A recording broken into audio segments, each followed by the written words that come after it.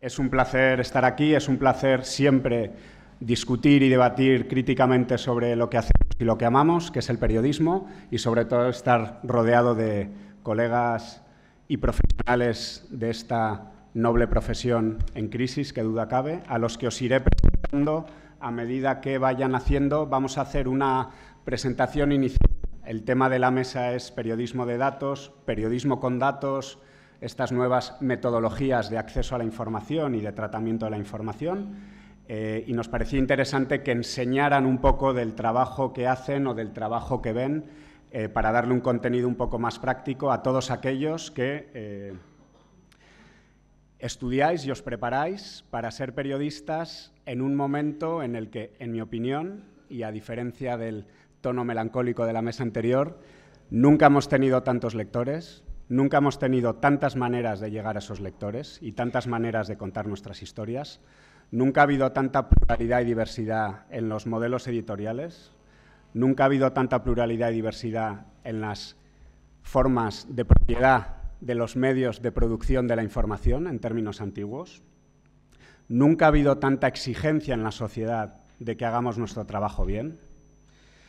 Y en ese sentido, yo creo que, con toda la autocrítica, insisto que debemos ser humildes y no rehuir el debate, pero yo creo que el periodismo, la parte que ha hecho bien su trabajo, como decía Sindo, hay una parte que lo ha hecho muy mal, pero yo creo que ha jugado y está jugando un papel importante en contar lo que está ocurriendo en esta España convulsa, en destapar algunas de las cosas que ocurren en esta España convulsa y en ayudarnos a ser ciudadanos críticos informados, cada uno con el menú informativo que más le guste.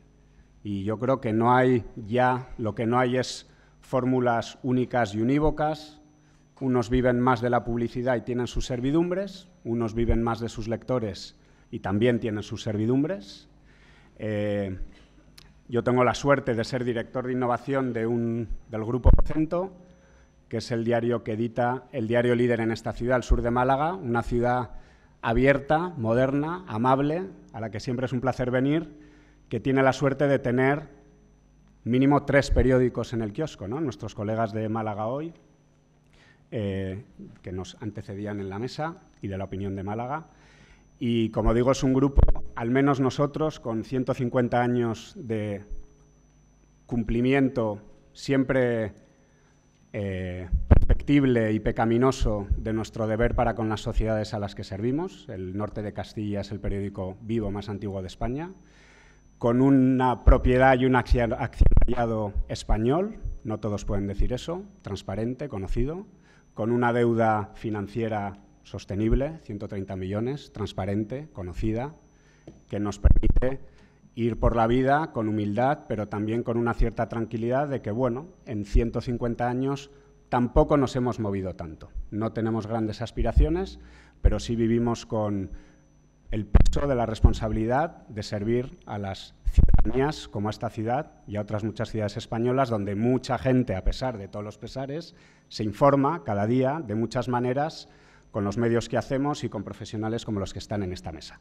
Así que es un placer con todos vosotros. Vamos a empezar con Clara Jiménez, responsable de uno de los proyectos más innovadores e interesantes que ha traído a España una corriente periodística mundial muy interesante, como es el fact-checking, y Clara nos va a contar un poco su proyecto de Maldito Bulo y su trabajo en el fact-checking en La Sexta. Gracias, Clara. Yo trabajo en El Objetivo, que es el primer programa de televisión que hizo fact-checking, pruebas de verificación en España. Yo no soy parte del equipo fact-check y lo tengo que decir porque es una realidad. Yo no formo parte de ese equipo, pero admiro mucho su trabajo y por eso os lo cuento. Yo creo, o sea, el fact-checking al final, el verificar las declaraciones políticas con datos, es algo que se ha hecho a lo largo de la historia del periodismo, más fuera de España que en España, pero es verdad que llevarlo a la tele para nosotros fue un reto brutal. Y una de las cosas, aparte de las pruebas de verificación, que supongo que ya todos habéis visto alguna vez en El Objetivo, que os hayáis topado con ellas, Ahora con Cataluña hemos ido un paso más allá, el equipo de pruebas de verificación ha ido un paso más allá y se ha dedicado a desmentir argumentos. Los vais a ver, os voy a poner un ejemplo, están en boca de políticos, pero en realidad son argumentos que probablemente le habéis oído a compañeros de clase, compañeros de trabajo, en el bar, lo habéis leído en columnas de opinión en los periódicos, para que os hagáis una idea un poco de lo que hacemos. A ver. La ley que regula la actividad de los Mossos d'Esquadra es clara. Se definen como un servicio de la Generalitat que además deben mantener el bienestar social de la comunidad. Pero no solo, porque también actúan como policía judicial. ¿Qué significa esto? Que obligatoriamente deben acatar las indicaciones de los jueces y también del Ministerio Fiscal. Las prisas de Convergencia son proporcionales a la celeridad que tenga la justicia en los casos de corrupción de Convergencia. Es así de claro. Se han preparado una ley de amnistía para amnistiar a los corruptos. La ley de transitoriedad, la que se aprobó en el Parlamento de Cataluña, contempla que se anulen procedimientos penales contra investigados o condenados que hayan defendido la independencia de Cataluña. Y aunque los nuevos tribunales catalanes pretendan asumir casos que son competencia de la Audiencia Nacional, del Tribunal Supremo o de cualquier otro órgano judicial, eso no significa que los corruptos vayan a ser amnistiados. Otra manera, es que yo creo, una de las cosas, voy a retomar una cosa que decía antes Sindo, hay buen y mal periodismo, y sigue habiendo buen y mal periodismo como lo había hace 10 años. Yo creo que una de las diferencias con el periodismo de datos que se hace ahora es que son formatos distintos. Y os pongo otro ejemplo del objetivo. Esta idea, si puedo, aquí. Esto es idea de la becaria del objetivo, ahí os lo dejo. Es una chica que tiene 20 años y que es muy crack y tiene ideas muy buenas, que se llama María. Bueno, ella hizo un test de verdadero o falso para ver si la gente era capaz de saber si lo que decían los políticos era verdadero o falso, y era una manera de comunicarse con nuestros usuarios en web para que vieran el resultado de las pruebas de verificación y darles argumentos para desmentirlas o no. Simplemente para contaros que eso, hay una innovación de formatos inevitable. Esto tú le dabas verdadero o falso y te decía si era verdadero o falso y por qué. Y ahora me meto en mi proyecto, que es Maldito Bulo, que bueno, es un proyecto independiente, lo habréis visto en La Sexta, lo hemos llevado al objetivo, lo hemos hecho en Sexta Noche, lo hemos hecho en Más Vale Tarde, pero es un proyecto independiente que llevamos 6 periodistas y un ingeniero, y que lo que se dedica es a desmentir informaciones falsas que corren por Internet. Lo hacemos en nuestro tiempo libre y por amor al arte, así que probablemente cometamos fallos a veces y eso es inevitable.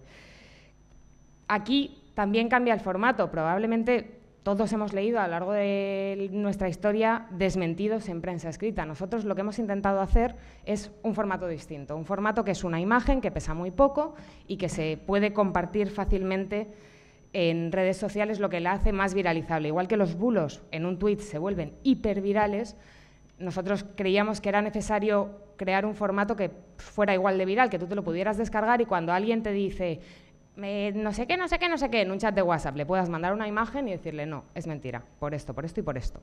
Ya está. Luego el proceso de desmentir las cosas, pues dependiendo, cuando es una imagen se hace de una manera y cuando es una institución, por ejemplo, pues hay que levantar el teléfono y hacer periodismo del de toda la vida, de preguntar a las fuentes y descubrir qué es. Os pongo estos ejemplos que tienen que ver con Cataluña, uno sobre las cargas del 1 de octubre, otro sobre las manifestaciones de Sociedad Civil Catalana de Barcelona. Se distribuyeron muchas imágenes sobre heridos que no eran tal y sobre falangistas que no eran tal y otras que sí. Lo que hicimos fue, bueno, pues contar un poco qué era cada uno. Y una tercera pata que tiene Maldito Bulo y que yo creo que es muy importante, y voy acabando, es la creación de comunidad. Nosotros entendemos que si los bulos son tan virales, necesitamos también crear una comunidad que difunda con la misma viralidad que los bulos nuestros desmentidos. Pero es que además esa comunidad nos ayuda a otras cosas. Nosotros no nos fuimos a Sant Julià de Ramis a buscar a la señora que lleva en volandas la policía y a preguntarle que si se había fotografiado con Otegi. Nuestra comunidad nos empezó a escribir y había gente que era de Sant Julià de Ramis que nos dijo: oye, que yo conozco a esta señora, oye, que es que yo trabajo con su hija, oye, que os consigo su teléfono, oye, que os consigo el teléfono de una señora que fue con ella a la manifestación y de esa manera conseguimos localizar a Fina y hablar con ella para que nos verificase que no era la señora que estaba con Otegi, y además hablar con gente del entorno de la señora que estaba con Otegi que nos dijera: mi abuela no ha ido en su vida a Barcelona. y no estaba allí el 1 de octubre. Y os voy a poner ya el último ejemplo, es un vídeo que hicimos de desmentidos catalanes con el objetivo de maldito bulo, para que veáis, todo esto es de antes del 1 de octubre, pero el tipo de bulos que han corrido sobre Cataluña estos días. Mucho cuidado con las cadenas de WhatsApp como esta. Es el gran plan del gobierno para Cataluña, ese que dice que van a poner de presidente interino al delegado del gobierno y que van a intervenir TV3. Y se lo han filtrado, ojo, cuidado, a Facebook. Atención a las falsificaciones. No, este documento que moviliza tropas a Cataluña no es del Ministerio de Defensa. Es falso y lo ha desmentido hasta el propio Ministerio. También circulan vídeos falsos como este de tanques de camino a Cataluña. Es 2014 y es un tren a su paso por Madrid. O este otro que se lo han colado hasta la Policía Nacional. Dan a entender que son ciudadanos aplaudiendo la salida de furgones hacia Cataluña. También es 2014 y son policías aplaudiendo a policías. Las fotos que también están sirviendo para intoxicar. Por ejemplo, esta imagen, dicen hasta diputados que es el Olympique de Marsella apoyando el 1 de octubre. Si no fuera porque es una foto antigua de la bandera de Provenza y no de la señora. Luego están los personajes inventados o los troles, como este, que se hizo pasar por delegado de Estonia en Cataluña y proclamó a los cuatro vientos que Estonia estaba a favor del 1 de octubre. Todo falso. Y finalmente, como siempre, están las noticias 100% fabricadas. Invent. Ni la Legión va a desembarcar en Cataluña antes del 1 de octubre, ni el mayor de los Mossos d'Esquadra tiene un hermano asesinado por ETA. Son bulos. Muchas gracias, Clara. El siguiente participante es Antonio Delgado. Antonio es director de innovación de Webblogs, la red de blogs, muchos de los cuales seguro que leéis, y además de medios, perdón, y además cofundador de Datadista, que es el proyecto que nos va a presentar. Antonio es uno de los, con muchos de los que están en esta mesa, pero uno de los grandes maestros, yo diría, en la práctica, en la realidad, de metodologías de periodismo de datos en muchas redacciones españolas. Yo me he recorrido unas cuantas con él, o sea que me consta. Así que, Antonio, adelante. A mí siempre, cuando hablo de estos temas, siempre me gusta poner este claim de The Guardian, que dice que los comentarios son libres, las opiniones son libres y los hechos son sagrados, ¿no? Y en realidad nosotros lo que hacemos es eso, ¿no? El periodismo de datos en realidad es una disciplina dentro de lo que es el periodismo de investigación, ¿vale? Es un tipo de periodismo que siempre se ha hecho, pero que en los últimos años ha cogido relevancia, básicamente porque tenemos, sobre todo, nuevas metodologías y, sobre todo, herramientas tecnológicas, tanto en software como en hardware, que hace muy poco tiempo no teníamos la capacidad económica o no existía esos desarrollos tecnológicos que nos permitían hacer trabajos de investigación que hace 5 años era impensable periodísticamente hablando, ¿no? En realidad, cuando hablamos de periodismo de datos, lo que nosotros hacemos siempre es buscar patrones y tendencias en un conjunto de datos, en una tendencia en el cual se rompe ese patrón, por ejemplo, en esa anomalía, periodísticamente es una información, ¿no? Y es una de las cosas que normalmente nosotros estamos buscando. Os pongo este ejemplo. Esto es de un periódico cualquiera, ¿vale? Cuando se filtró el Excel, el famoso Excel de los gastos de las tarjetas Black desde el año 2013 hasta el año 2012 de los directivos de Caja de Madrid y Bankia, pues muchos medios este tipo de información se trató de una forma manual o artesanal. Es básicamente imprimirse las 74.000 líneas de Excel y mirando a mano a ver qué te sonaba. Entonces, esta noticia de este periódico cualquiera lo que cuenta son, en realidad el titular dice los 10 restaurantes que frecuentaban los directivos de Caja Madrid, el titular correcto sería los 10 restaurantes que frecuentaban los directivos de Caja Madrid y que el periodista que hizo la noticia se acordaba, ¿vale? Porque en realidad lo que está contando son anécdotas al mirar de una forma poco en su conjunto los datos. ¿Qué sucede cuando nosotros miramos todos los datos en un conjunto y con esto queremos hacer información? Podemos hacer, por ejemplo, este tipo de gráfico, donde mostramos, por ejemplo, cuál fue la evolución del gasto en meses, que es lo que veis arriba en horizontal, y en vertical por horas. Y veis, por ejemplo, la franja más oscura es donde mayor nivel de gasto y la más clara donde menor nivel de gasto hay. Entonces veis que el mayor gasto que hubo con la tarjeta Black durante todo ese periodo de tiempo fue entre las 3 y las 4 de la tarde, que mucho tiene que ver con ir a restaurantes, pero no todo, que también había viajes y compras en todo tipo de establecimientos, ¿vale? Fijaros, cuando nosotros hablamos de investigación, una de las ventajas que tenemos es que en este entorno digital hay mucha información que ya está libre y disponible en Internet, ¿vale? Por ejemplo, esto es un tema de investigación periodística que está basado en datos abiertos, en información que publica el Ayuntamiento de Madrid, que a partir de ese análisis de todas las multas que puso el Ayuntamiento de Madrid a lo largo de los últimos 2 años, creo que si lo contábamos en línea de Excel, en ese momento estaban hablando de unas 2,5 millones de multas, ¿vale? Encontré una historia periodística de cómo cuando el Ayuntamiento de Madrid puso en marcha una nueva zona de restricción en el centro de Madrid, pues se puso de forma tan chapucera que había un montón de afectados, ¿no? Esto, digamos, lo que cuenta esa noticia en ese momento, ¿no? Y al final, fijaros que nosotros cuando estamos hablando de datos, de investigación, todo este tipo de información siempre afecta a alguien, a las personas, ¿no? Que son las que tenemos que poner en valor. O, por ejemplo, esta investigación que hizo mi compañera en Datadista, Ana Tudela, que lo que hizo fue, durante varios años, está analizando los informes de los bancos y las cajas que tienen que enviar a la CNMV, en el cual miraba y comparaba cuáles eran los tipos de créditos blandos, entre comillas, que le daban esas cajas y esos bancos en plena éxtasis de gastos a sus propios directivos, ¿no? Y cómo eso fue evolucionando, sobre todo meses antes al rescate, a los famosos rescates, pues cómo se daban a crédito pues 1 millón, 2 millones de euros sin un tipo de miramiento, ¿no? Esto es un tipo de información que es una investigación periodística económica basada en información que está disponible, accesible delante de cualquiera. Es decir, lo único que necesitamos es tener esa visión periodística para encontrar a ellos, ¿no?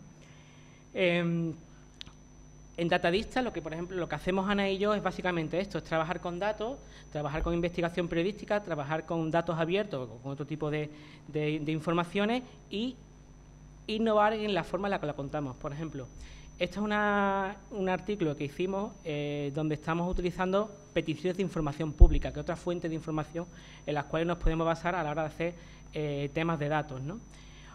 O, por ejemplo, contar la realidad de la hucha de las pensiones en un gráfico que compartimos en redes sociales, ¿no? Que es el formato, por ejemplo, que elegimos para este tipo de contenido. O, por ejemplo, este pequeño vídeo. Toda esta información está basada en un análisis clásico de investigación periodística. Lo que pasa es que en vez de terminar siendo un reportaje de 2000 palabras, es un vídeo de 1 minuto y medio, 2 minutos, donde explicamos básicamente las bases de este tema.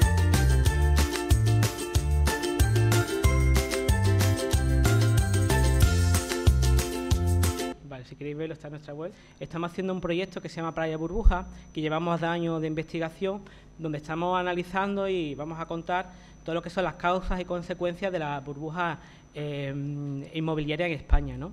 Y os voy a dejar un gráfico, ¿vale?, basado en datos, a ver si vosotros sabéis decirme qué sucede aquí. Mira, uno de los temas que nosotros hemos analizado es el número de viviendas iniciadas desde el año 1996 hasta el año 2014 en las 10 provincias que conforman el litoral mediterráneo de la península ibérica, ¿no? Desde Málaga hasta Girona. En todas estas provincias y en muchas otras, más del interior, el pico de construcción de viviendas se produce en el año 2006.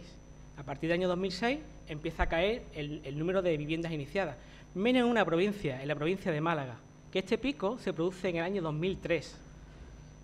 ¿Alguien se va a explicarme por qué en Málaga se produce el pico de vivienda varios años antes que en el resto de España? Jesús Gil.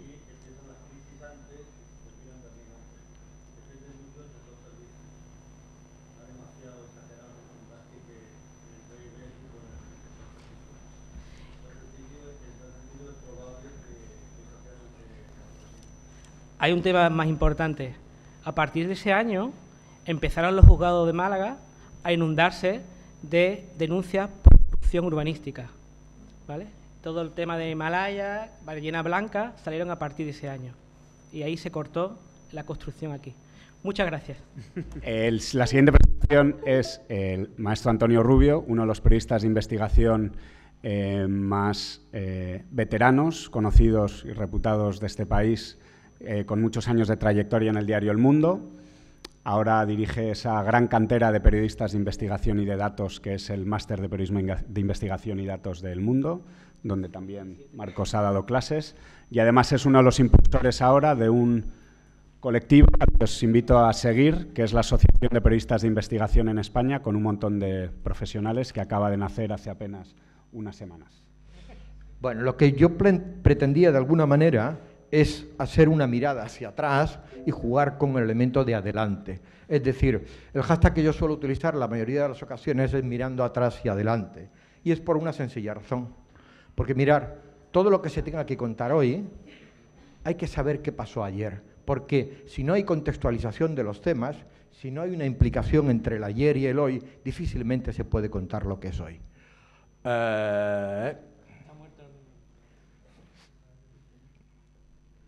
Yo creo que el CNI ha entrado demasiado rápido. Había algunas cosas y, claro, de todas formas, fijaros que estábamos en manos de uno de los mejores técnicos que tenemos hoy día. Nadie podrá decir que lo he hecho yo.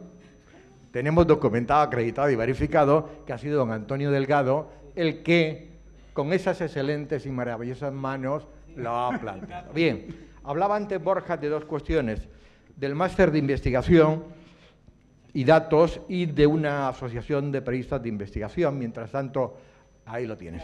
Yo os voy... Te la paso si quieres sin darle a presentación. ¿Cómo? Sin que esté a pantalla completa. Vale, de acuerdo. Bien. Mirar, el máster de investigación y datos lo creamos hace 6 años o lo fundamos entre 3 personas. Una de ellas está en la mesa, se llama Marcos García Rey, otra está aquí paseando y una tercera se llama Marc Cabra. Y yo no califico, la persona que no ha sabido arrancar también es profesor del máster. El día 7, es muy importante no calificar en las investigaciones, sino describir los hechos, con lo cual te evitará las demandas y las querellas. El día 7 organizamos, también este grupo de gente, por primera vez en España, la Asociación de Periodistas de Investigación, a la cual os invitamos como lógico y natural, porque es la mejor de España. Y lo tengo documentado, acreditado y verificado. Bien, los estudiantes solo pagan 25 euros, los profesionales 100. Nos vamos. Mirar. Yo creo que nos están boicoteando. Esto no tiene mayor importancia. Bien, hay una cuestión que quería utilizar. La base del periodismo de investigación, teniendo en cuenta que hay una cosa que es fundamental. Hoy día, y sobre todo del propio máster de investigación, y tenemos el orgullo de que la mayoría de las redacciones de los periódicos en España y parte del extranjero están formadas por profesores y por alumnos del máster de investigación, hay una cosa que es fundamental, y es trabajar en equipo, generar información y que tu información se convierta en notitia criminis. Imagino que todos sabéis lo que significa notitia criminis. Es decir, que los jueces, el fiscal, el elemento legal, cojan tu material para poder abrir un caso como el que ocurrió en un momento determinado con un chico que os sonará y que Antonio nos ha puesto a la pelota fácilmente, voy a buscarlo, fácilmente, para hablar de él, como es el señor...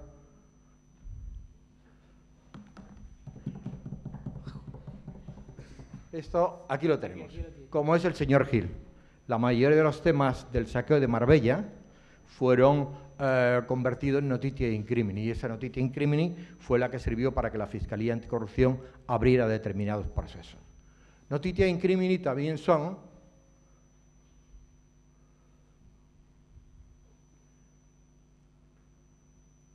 la corrupción. No era broma lo de las 57 diapositivas, como veíais. La corrupción, acordaros que en estos momentos la calificación que ha pedido la fiscal sobre el tema Gürtel implica directamente al Partido Popular. Hubo un ayer que también implicaba a otro partido, como era el PSOE en el tema Filesa.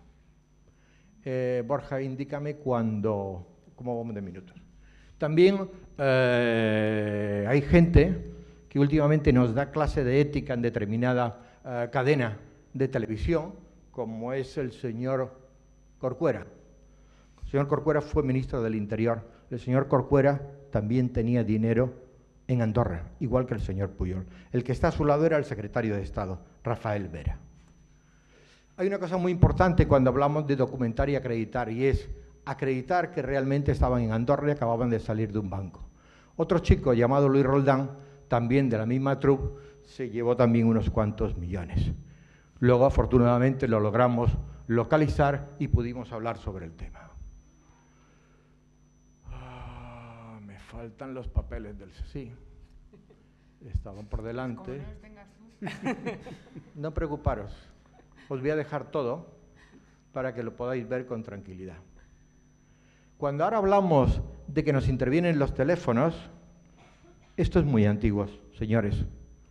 Nosotros, como españoles, siempre vamos adelantado a todo. En 1984, el CSIC, lo que es actualmente el CNI, ya escuchaba a políticos, empresarios y a un chico que es el rey. Y lo grababa con sus amigas y con todo lo demás, ¿vale? O sea, lo que se ha ido publicando últimamente, lo comento, no es nuevo, es simplemente un refrito. ¿Cómo vamos, Borja? 2 minutos. 2 minutos. Mirad, documentar, acreditar y verificar. Este señor que hay ahí era el director del CNI. Se fue a cazar y a pescar con nuestro dinero y, lógicamente, lo que hicimos es conseguir esa fotografía y mirar, si os dais cuenta, este señor con esta cabecita de repente se traslada aquí y se transforma en Alberto Sainz, que era el director del CNI. ¿Qué ocurrió? Que cuando estábamos en medio de la investigación se enteraron que teníamos o podíamos tener la foto o que estábamos cerca de, y lo que hicieron es una manipulación. ¿Qué es lo que hicimos? Publicar las dos, la que estaba pescando y la de su mellizo o gemelo que crearon. Esto lo hemos visto. Este es el chico que resucitamos en El Mundo en el 2004, que estaba tomando cañas, pero nosotros lo resucitamos. Y entonces, pues, vuelvo a la misma dinámica, documentar y acreditar que está. Resumiendo, porque hay mucho material y no nos va a dar tiempo.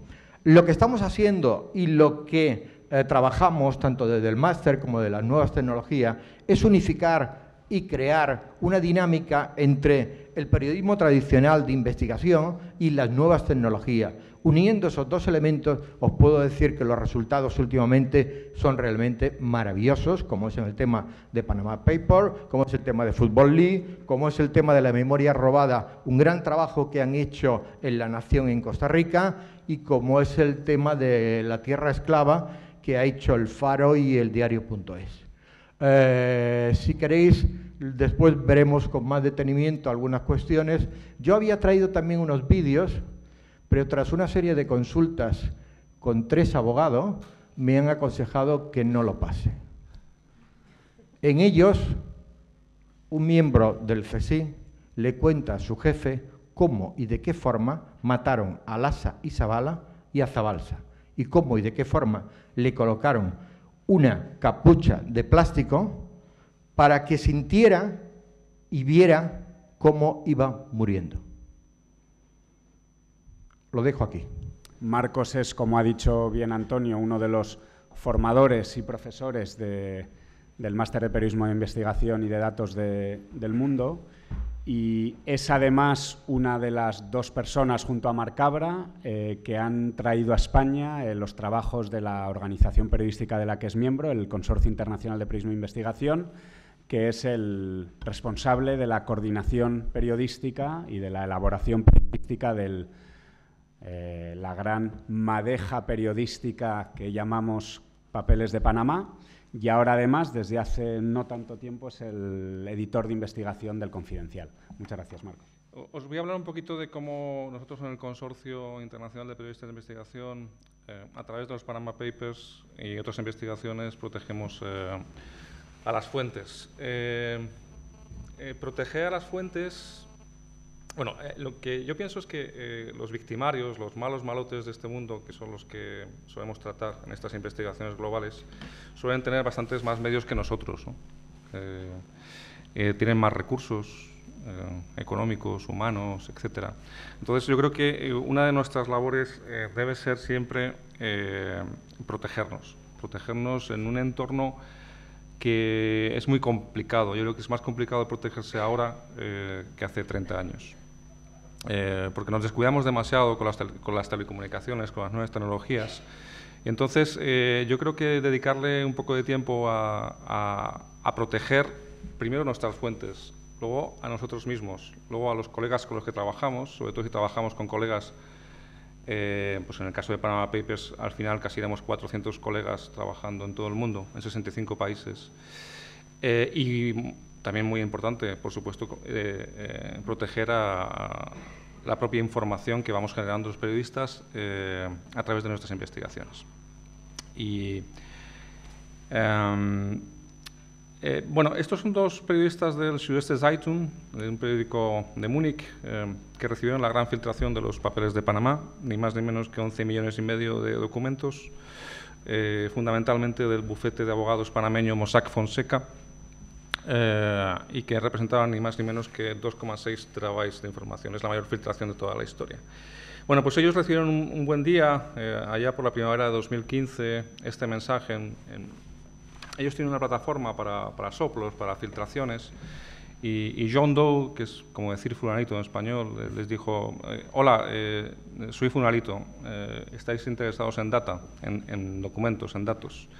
La respuesta de mis colegas del Süddeutsche Zeitung fue: pues estamos muy, muy interesados. Quizás la nuestra hubiera sido diferente. Pues no sé, a mí se me había ocurrido: si estoy muy interesado, que quedamos a tomar una caña ahora mismo, ¿no? Pero bueno, fue una respuesta muy alemana y muy eficaz, la verdad. Así que, bueno, pues ellos luego quedaron con esta fuente y les pasó un disco duro, pues ya os digo, con muchísima información, con 11,5 millones de documentos. Bueno, para no extenderme mucho, la publicación en abril de 2016 fue mundial, en casi 105 medios de todo el mundo. Y las reacciones pues enseguida adquirieron una dimensión global, ¿no? Planetaria, absolutamente planetaria, y en muchos idiomas. Pero insisto en esto, ¿cómo trabajamos nosotros para proteger a las fuentes, para proteger el contenido de nuestra información, para proteger a nuestros propios colegas, para protegernos a nosotros mismos e incluso, diría yo, para proteger a nuestras familias, ¿no? Cuando uno trabaja con Vladimir Putin u otros malotes de este mundo, se tiene que proteger. Bueno, básicamente lo que hacemos, todo nuestro trabajo de manera colaborativa lo hacemos en 3 plataformas que están encriptadas y que solo nosotros, cada uno de nosotros, tenemos acceso mediante sistemas de encriptación. Esta es una primera, es lo que llamamos Global iHub, y es una especie de Facebook donde pues podéis ver que hay un foro, hay grupos de trabajo, podemos subir documentos, files, podemos subir fotos, podemos subir vídeos. Luego tenemos un sistema de búsqueda que funciona como Google, y todo esto con desarrollo propio del consorcio.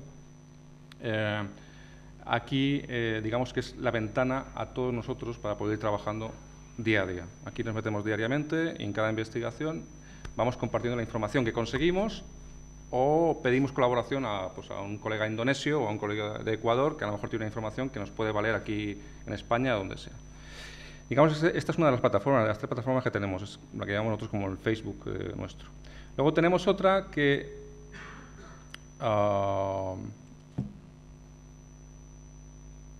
aquí veis que vamos subiendo documentos. Aquí es como nos metemos. Esta es otra que es Blacklight, que ahora hemos cambiado el nombre, se llama Knowledge Center, y es aquí donde metemos toda la documentación, pues ya sea de Panama Papers, o la lista Falciani u otras investigaciones. Y lo que hacen nuestros colegas ingenieros del consorcio y de la unidad de datos que dirige Marc Cabra, la española Marc Cabra, es crear un gran repositorio de documentación, que luego aquí, si uno va a donde pone Joaquín Loera, puede buscar como si fuera casi Facebook, ¿no? Perdón, como si fuera Google. Entonces, si uno va ahí y dice, pues yo qué sé, me saldrá Jordi Pujol, pues pones entre comillas Jordi Pujol, y con suerte pues te sale Jordi Pujol y tienes ahí ya una historia que contar, ¿no? Esta también está muy encriptada, insisto, de manera que es muy difícil que incluso pues los grandes servicios de inteligencia del mundo puedan acceder a ellas. Y luego tenemos una tercera plataforma, que es esta, en la que es básicamente una base de relaciones. Es una base de relaciones que nos ayuda mucho a investigar y en la cual, pues si uno mete el nombre de pues eso, una persona importante, yo qué sé, Vladimir Putin, pues nos va a dar de esta plataforma anterior, nos va a crear las relaciones oportunas de Vladimir Putin con las diferentes empresas o amigos que están en esa plataforma. De tal forma que de un vistazo podemos estar viendo qué relaciones hay de Vladimir Putin con lo que podemos investigar. Esto nos ayuda mucho. Pero insisto, no son plataformas solamente de investigación, sino que son plataformas encriptadas para proteger nuestras fuentes. Porque claro, uno puede entrevistar a una fuente más o menos delicada y lo que va a hacer, como os decía antes, es pues en esta plataforma anterior, en nuestro Facebook, pues colgar la entrevista. La manera que tenemos de proteger esa fuente es pues que nadie pueda entrar en esta plataforma, ¿de acuerdo?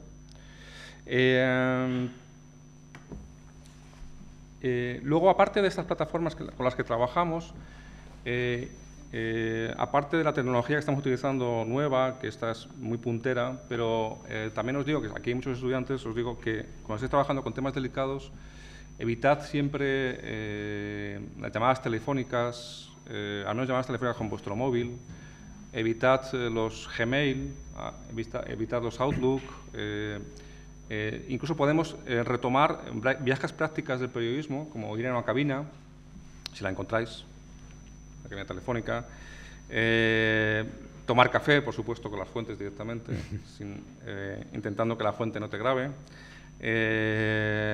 Incluso nosotros muchas veces hemos adoptado las medidas como escribir cartas ordinarias en papel, porque pueden ser incluso mucho más seguras que mandarlas por Gmail o por... Pero claro, entre nosotros nuestras comunicaciones siempre son encriptadas, siempre vamos con emails encriptados, pero las fuentes o las víctimas de nuestras investigaciones, eso se está grabando, ¿no? Las víctimas de nuestras investigaciones no trabajan con emails encriptados. Entonces, lo que hacemos es una carta ordinaria en papel puede funcionar muy bien, ¿de acuerdo? Insisto, no todo el nuevo periodismo, en el periodismo actual, debe enfocarse hacia tecnología, sino no disponemos de la tecnología más puntera. Esta es muy puntera, la que estaba explicando antes, pero a los alumnos, a los estudiantes que están en esta sala, si estáis tratando un tema muy delicado de corrupción internacional o no internacional, tened mucho cuidado con vuestras comunicaciones. E insisto, no solamente es por el contenido de la información, no solamente es por protegeros vosotros físicamente, sino por proteger a las fuentes, que son, al fin y al cabo, nuestro máximo tesoro. Y ahí lo dejo. Muchísimas gracias, Marcos. Perfecto. Yo os propongo lo siguiente. Antes de daros la palabra y de seguir el coloquio enlazado con la mesa anterior, con lo que queráis comentar ahora, no sé vosotros, pero hacía tiempo que no vivíamos tardes, mañanas tuiteras como estamos viviendo con la crisis de Cataluña, casi como aquellos primeros Wikileaks, recuerdo en 2010, ¿no? Que fue quizás las primeras veces que realmente vivíamos pegados a Twitter como hemos vivido hoy. Por hacer solo con la mesa, si os parece, en el orden en el que habéis ido interviniendo, aproximarnos a la situación en Cataluña de manera periodística, profesional y reflexiva y teniendo en cuenta el contexto académico en el que estamos. Una de las obras clave, yo creo, para entender un poco la tendencia del periodismo de datos sería el periodista americano Nate Silver, La señal y el ruido, y cómo estas metodologías deben ayudarnos y nos ayudan a diferenciar la señal, lo relevante, la información, frente al ruido, ¿no? Todo aquello que nos distorsiona la percepción de la realidad. Pensando ahora en el contexto informativo catalán turboacelerado en el que estamos, lleno de emociones, ¿no? Y en el que todos vertimos un montón de subjetividad, pero como profesionales del periodismo, ¿qué aprendizajes podemos extraer o qué advertencias o que destaquemos cosas concretas, tampoco muchas, ¿no? Pero que nos ayuden a seguir diferenciando o seguir trabajando como industria, como periodistas, para diferenciar la señal del ruido, para ayudar a una ciudadanía que demanda información, que está preocupada, a diferenciar la señal y el ruido. Y quizás, Clara, retomamos un poco el contenido de el final de tu exposición, ¿no? Con Maldito Bulo, donde hay mucho que decir, ¿no? En este contexto un poco social de difusión y distribución de la información. Una de las cosas de las que sí que nos hemos dado cuenta es que nos ha pasado con Cataluña y nos ha pasado con los atentados de Barcelona y con atentados, pues, los atentados de Londres. Es que en los momentos en los que el sentimiento está especialmente exaltado, ya sea político o sentimental, de corazoncito, de patata, la gente le entra a todo. Entonces, la gente se cree cualquier cosa que encuentre en la web y no es... O sea, obviamente no es culpa de la gente. Esto pasa cuando pues, somos especialmente sensibles en las cosas que nos tocan más ideológicamente o más sentimentalmente, y eso hace, por ejemplo, que con Cataluña la gente, o sea, muchos usuarios han dejado de plantearse si algo es verdad o es mentira siempre que apoye sus ideas, y por lo tanto han dado por válidos argumentos que probablemente en otra situación o en otro contexto no hubieran dado por válidos, porque simplemente pararse y tener un pelín de conciencia crítica. Pero ahora sí, y nosotros nos hemos encontrado con un montón de bulos que hemos tenido que desmentir precisamente por eso, porque la gente le estaba entrando sin parar y probablemente en otra circunstancia no lo hubiera hecho. Y luego ha habido una cosa que yo supongo que en otros momentos históricos de España probablemente hubiera pasado igual, pero yo no lo puedo juzgar porque no estaba, que es que ha habido muchísimos medios de comunicación publicando cosas que son falsas, simple y llanamente falsas, porque han entrado a ese juego. Pues eso, o sea, no puede pasar. Yo creo que ahí sí que tenemos un problema. Estaba yo pensando que cuando nos veíamos nosotros de la distancia todo lo que había pasado en Reino Unido con el Brexit y en Estados Unidos con el triunfo de Trump, nos sonaba como muy lejano, y es que nos está pasando lo mismo con Cataluña. Es exactamente igual, lo mismo que nos está sucediendo tanto en el discurso político, en las redes sociales, como en los propios medios que tú dices, y creo que la labor de los periodistas hoy en día está en trabajar en desmentir cada uno de los bulos que se están moviendo, de las medias verdades y de las mentiras que directamente se publican, como bien dice, en medios de comunicación. Muchas veces estas mentiras no se hacen intencionadas, sino a veces por el propio desconocimiento de los propios periodistas sobre el tema sobre el que están tratando. Y la velocidad y la intensidad de las noticias hoy en día. Sí, eso hace que en realidad pues estás dando artillería a los convencidos, ¿no? No estás informando.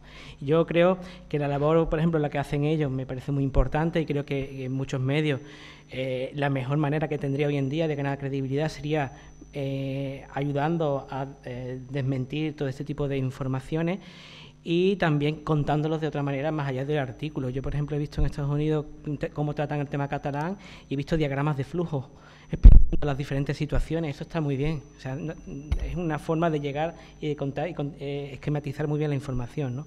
Yo creo que periodísticamente tenemos que ver cómo estamos tratando este tema, más allá de las opiniones, ¿no? Porque yo creo que en realidad estamos haciendo mal trabajo. Las redes para seguir un tema como el que estamos viviendo a mí no me sirven. Y solo me sirven aquellas personas que están en las redes y por mí están perfectamente acreditadas y tengo una referencia concreta y directa. Uno. El otro día, concretamente el día 19 a las 7:30 de la tarde en CaixaForum, un señor alto, pelo blanco, con patillas, director de un periódico, dijo que lo más importante es ser el primero y hacerlo de la forma más rápida posible, porque el gran logro del periodismo hoy día es tener el mayor número de clics. A lo cual otro director de un periódico serio, llamado Infolibre, que estaba al lado, se dirigió a mí y me dijo: Antonio, ¿verdad que un chico llamado Albert Camus siempre dijo que lo importante no es ser el primero, sino lo importante es ser el mejor? Ha dicho aquí la compañera que estamos en una dinámica de velocidad, y yo creo que cuando la tensión está, lo que hace falta es tranquilidad y calma. Por lo tanto, no os creáis absolutamente nada que no esté perfectamente acreditado. Y como decía mi compadre Antonio, yo suspendería a muchos periodistas por las informaciones que dan sin estar contrastadas, por lo mal narrada que están cuando la facilitan, y yo creo que en el máster no aprobarían. Entonces, mayor rigurosidad, mayor profesionalidad, y chicos, compañeros, las redes con cuidado. Marcos, ¿quieres añadir Y algo? con el permiso de Enrique, visca el Barça. Yo recuerdo, escuché una vez a Enrique González en un curso de verano que decía que no le interesaba mucho el sopicaldo de la actualidad. Y bueno, lo de Cataluña en la actualidad ya no es que sea sopicaldo, es que ya es aguachirri, ¿no? Fue hace 4 hace años, 3 o 4 años, en sí. el Escorial, 25 aniversario del mundo. Pues si el sopicaldo de la actualidad es sopicaldo, a menudo en el terreno de Cataluña a día de hoy es muchas veces agua contaminada, normal que estéis vosotros y otros que lo hacen muy bien. Pero tampoco soy muy... O sea, quiero decir que hay cosas muy malas, pero también hay cosas muy buenas. No soy tampoco tan pesimista con nuestra gente, nuestros colegas, porque hay gente que lo hace muy bien, y yo creo que informar sobre el sopicaldo de la actualidad a día de hoy en Cataluña no es nada fácil. Yo los admiro, al menos, a los que lo hacen bien, porque yo no soy capaz. Yo me dedico a trabajos a medio o largo plazo, y cuando veo a un periodista que es capaz de sacar algo de razón de todo esto y apartar la emoción, yo solamente digo, lo leo y aplaudo, ¿no? No todo es pesimismo, al menos por mi parte. Y ya una cosita, hace un par de días nada más, en El País, de Kiko Llaneras sacaba unos datos, ¿no? De las 6 últimas elecciones en Cataluña, el promedio de apoyo a nacionalistas, ahora muchos de ellos ya independentistas, se había mantenido en un 48% y no había crecido. No, pues ese dato, que lo sacó hace 2 días Kiko Llaneras, es una pena que no lo sacara hace 2 meses, ¿no? Y que, bueno, él lo sacó en una pieza que para mí tiene mucho valor, con unos gráficos muy ilustrativos, pero le falta quizás que el resto le apoyemos con un análisis más sosegado, ¿no? Porque es que me parece un dato muy importante, el hecho de que en las últimas 6 elecciones en Cataluña, desde el año 99, el promedio de voto nacionalista / independentista solo ha sido de un 48%. Es un dato muy importante para hacer periodismo. Con lo cual, pues eso, hay piezas periodísticas que para mí son muy buenas, incluso en este aguachirri actual de la actualidad. No entendí muy bien y quería preguntaros que cómo podéis acceder a información tan oculta como los papeles de Panamá para informar sobre estos casos o los casos de corrupción como la trama Gürtel. Venga, la fórmula Cortita y al secreta. pie. Bueno, en el caso de los papeles de Panamá no hay ninguna fórmula secreta, es un buen hombre, fulanito de tal, que estando harto del problema sistémico del uso de paraísos fiscales para blanquear o eludir impuestos, pues cede 11,5 millones de documentos. O sea, no hay ninguna magia en eso. La magia está en después intentar poner orden a esos documentos y intentar hacer periodismo y ponerle contexto a esos documentos. Y 11 millones de documentos plantean un problema. Bueno, se lo ceden como he explicado antes, se lo ceden al Süddeutsche Zeitung, que es un periódico de Múnich, y bueno, cuando el Süddeutsche Zeitung abre ese disco duro, se asusta lo que tiene entre manos, no sabe qué hacer con ello y recurre al Consorcio Internacional de Periodistas de Investigación para poner en orden esos 11,5 millones de documentos. Antes había habido un caso anterior, la lista Falciani, a Le Monde le llega la lista Falciani, que no tiene nada que ver en volumen, pero también era un volumen considerable de información, cuentas bancarias, o sea, información muy valiosa, ¿verdad? Y entonces a los dos periodistas de investigación de Le Monde que le llega ese disco duro, no se les ocurre otra cosa que darle al botón de imprimir. Lo que hacen es colapsan todo el sistema de reproducción de Le Monde. Si se está en Le Monde, es un edificio considerable, pues colapsan todo el sistema de reproducción de fotocopias. Entonces se dieron cuenta que quizás la vía para investigar esos documentos no era imprimir, sino que era mejor intentar, usando las nuevas tecnologías y las técnicas de periodismo de datos, poner orden a esos documentos. El Sudeste Zeitung ya estaba sobre aviso, y lo que hace es compartir con nosotros la información para que la pongamos en orden, hagamos bases de datos, hagamos todo buscable, fotografías, PDFs, etcétera, hasta que conseguir al final una base de datos que podamos buscar como si estuviéramos en Google. Luego eso todo se comparte con 105 medios de todo el mundo y trabajamos los documentos para darles un contexto. El tiempo es básico para poder conseguir lo que no se consigue de otra forma.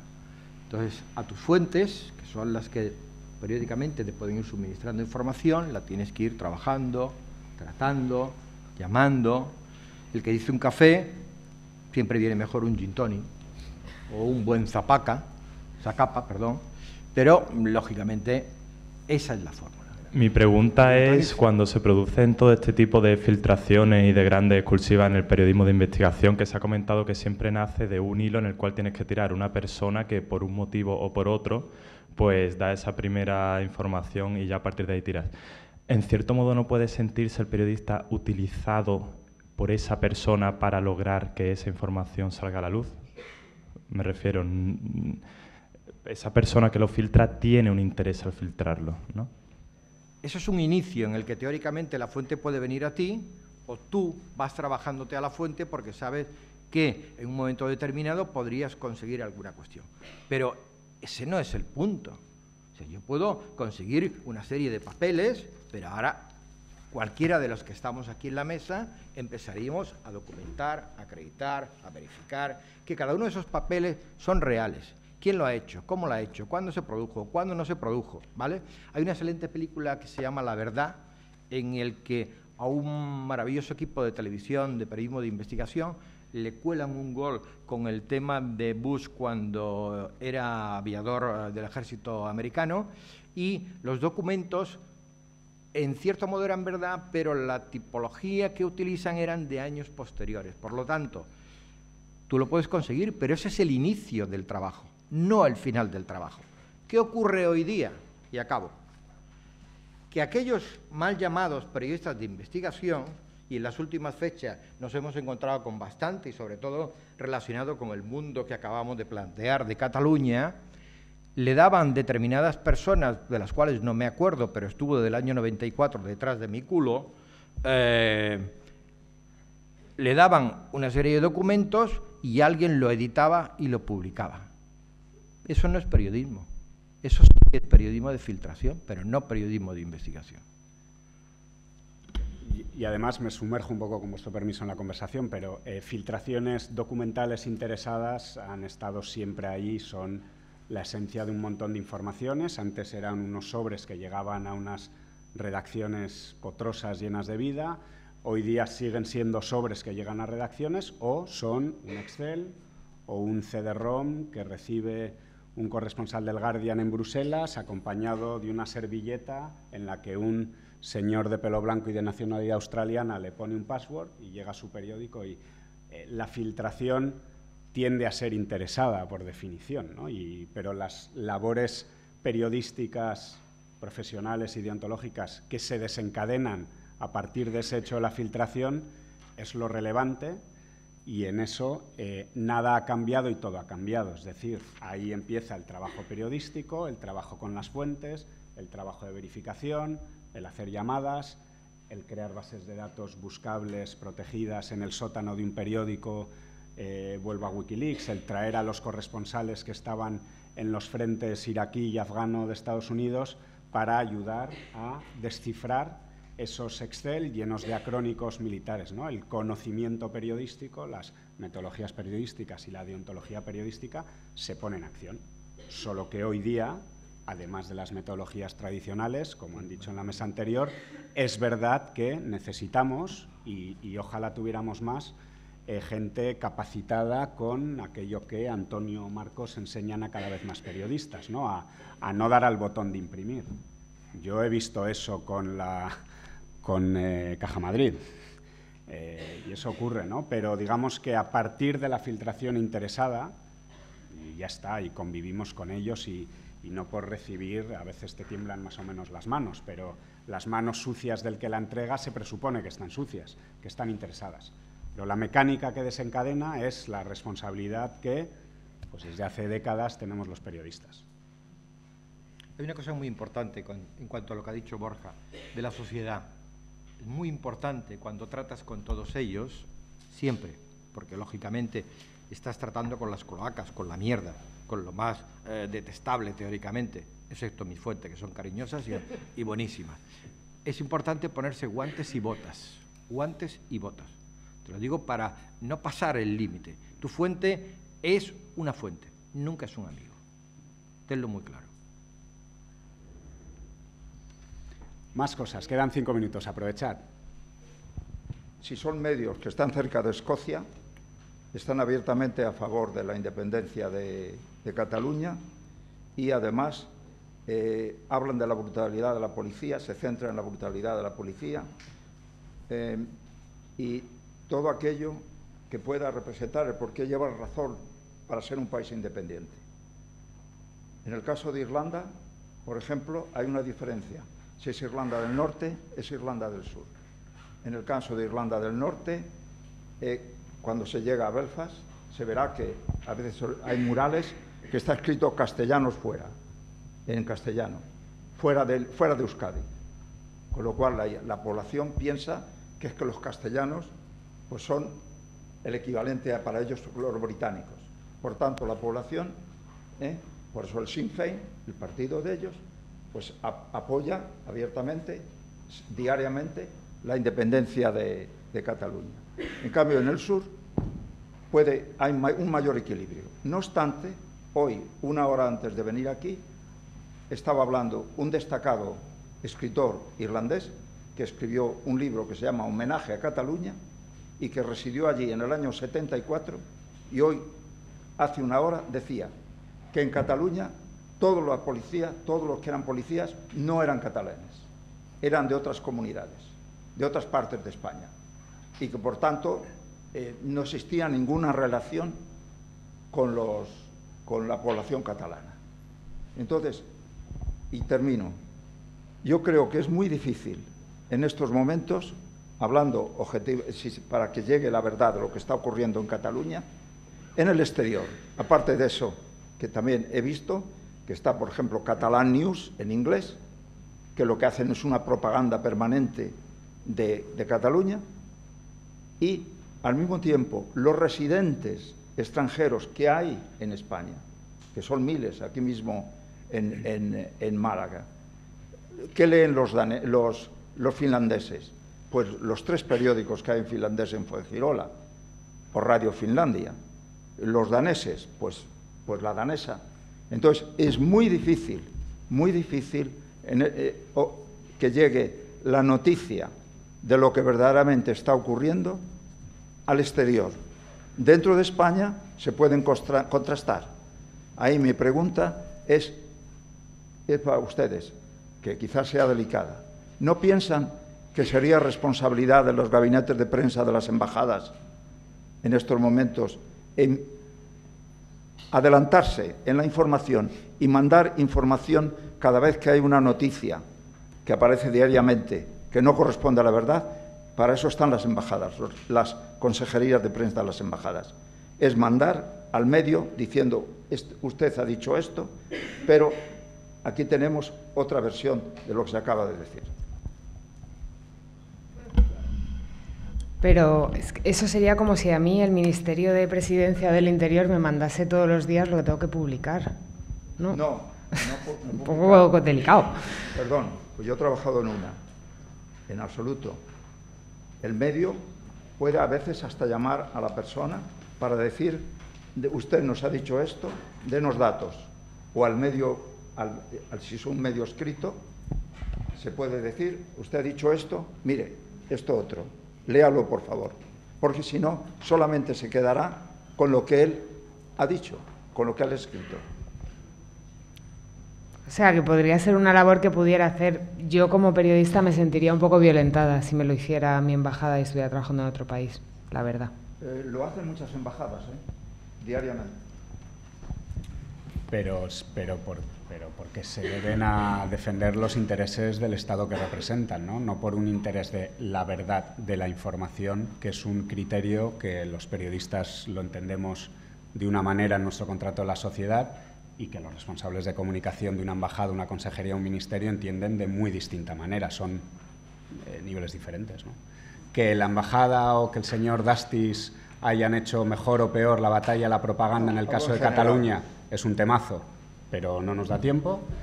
Pero vamos, estoy un poco con Clara, que no hay que confundir los términos, vamos, que los periodistas elaboramos información, hay muchas fuentes, cada uno que se informe en el diario finlandés malagueño que le interese, y los que representan los intereses de un Estado, de un gobierno, les pagan para defender esos intereses, ¿no? Pero yo jamás me tomaría por veraz, sin contrastar, un papel de una embajada. Y he sido corresponsal en Londres muchos años. No digo que siempre sea mentira, digo que me lo tomaría como lo que es una fuente oficial de información, que es una fuente más que yo contrasto con otras fuentes. Última pregunta, comentario. ¿Participantes en la mesa anterior? Venga. Habría que hacer como congresos, como un día entero en un bar, ¿no? Yo siempre pienso en estas cosas, ¿no? Como que se corta, suben, pero bajan. Sin streaming, habría por que favor. hacer, sí. Lo único. Buenas. Estamos todos de acuerdo que hay que proteger a las fuentes, pero cuando es un tema peliagudo del estilo drogas, etcétera, hay veces en las que te puede llegar a llamar la fiscalía o lo que sea. ¿Cómo tú, enfrente a la fiscalía, puedes llegar? Me imagino que hay que proteger a las fuentes, pero ahí ya es como un tira y afloja. Tienes que o ponerte tú o poner a la fuente. Eso, más bien, ¿cómo se haría? Me refiero, ¿por dónde tiraríais vosotros? Si preferiríais proteger a las fuentes o protegeros a vosotros en esos temas. Marcos y Antonio, ¿queréis responder? Marcos. No sé si entendí muy bien la pregunta, pero... Eso es lo que yo iba a preguntar. Bueno, yo creo que... Aclaremos que dice la ley y ya está.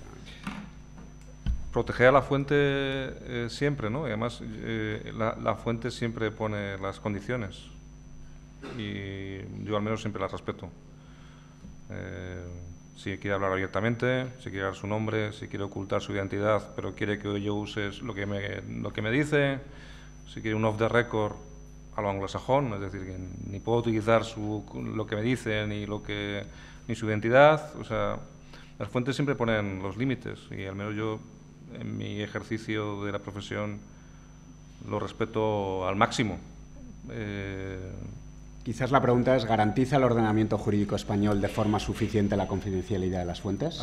Puede ser, sí, esa es la pregunta. Bueno, ahí están en marcha leyes, ¿no? Proyectos de ley para proteger a los alertadores o whistleblowers, ¿no? Como se dice en inglés. Todavía no. Pero yo creo que los periodistas tenemos muchas herramientas, sobre todo la del sentido común, para proteger al máximo nuestras fuentes. E insisto, no te llega el sentido común, también te puede ayudar la tecnología, ¿no? Y yo creo que las fuentes son nuestro tesoro. Hay que utilizar todos nuestros recursos para protegerlas al máximo. Mira, hay una cosa que es muy fácil y muy sencilla. Hay varios ejemplos en el Comité de Ética y Deontología de la FAPE que podrías tirar de ellos, pero yo te voy a hacer una cosa fácil, sencilla y directa, porque tu pregunta, con todo respeto y con todo cariño, ha sido demasiado ambigua, hay que ir a cosas muy concretas y demás. en el planteamiento que tú hacías, de alguna forma, lo que tú te conviertes en un momento determinado es un testigo a favor de la fuente. Si tu fuente ha cometido un delito, tú no puedes estar en el mismo nivel. Por eso decía yo antes que una fuente es tu fuente, no es tu amigo. Por lo tanto, si hay un delito que ha cometido, tú lo publicas. Si lo que de alguna forma pretende la fuente es utilizarte a ti, en el sentido de decir, pues yo en aquel momento estaba con... ¿Cómo te llamas? María. Con María. Entonces ya es complicado. Entonces ahí tu ética profesional es la que tiene que decir si sí o si no. Hay un caso que está en los tribunales en estos momentos de que un señor que supuestamente agredió a una señora ha puesto como testigo a 2 periodistas. Vamos a ver qué dicen los periodistas, si estaban con él o no. Cada caso tiene su estudio particular y concreto. No se puede generalizar, y mucho más en una dinámica tan compleja como esta. Yo lo que te diría es, antes de nada, lo más importante, ser consciente que los periodistas no sabemos de nada, consulta con el abogado de la empresa para ver cómo te asesora. Pues con esto, que siga el debate, buen congreso y muchísimas gracias a todos y a los ponentes.